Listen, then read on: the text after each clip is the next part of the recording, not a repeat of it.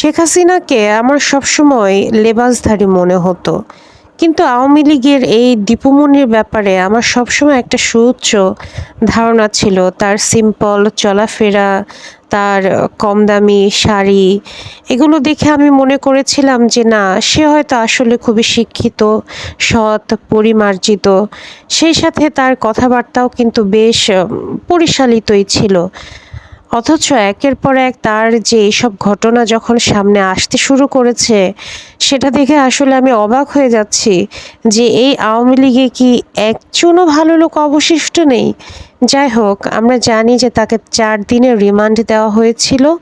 এখন আবারও অতিরিক্ত ৪ দিনের রিমান্ড দেয়া হয়েছে। এবং এই দীপুমণি আমাদের শিক্ষা ব্যবস্থাকে কোথায় নিয়ে দাঁড় করিয়েছে সেটা আপনারা খুব ভালো করেই জানেন। আমি হয়তো ভেবেছিলাম যে তিনি হয়তো অতি আধুনিক হতে চাচ্ছেন। এটা নিয়ে অনেক বিতর্কও হয়েছে।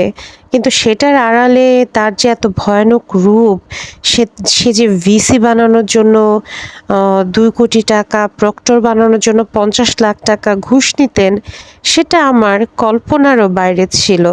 এছাড়াও তার অগণিত সম্পত্তিরও খোঁজখবর আস্তে আস্তে বের হয়ে আসছে। কি বিচিত্র এই সেলুকাস!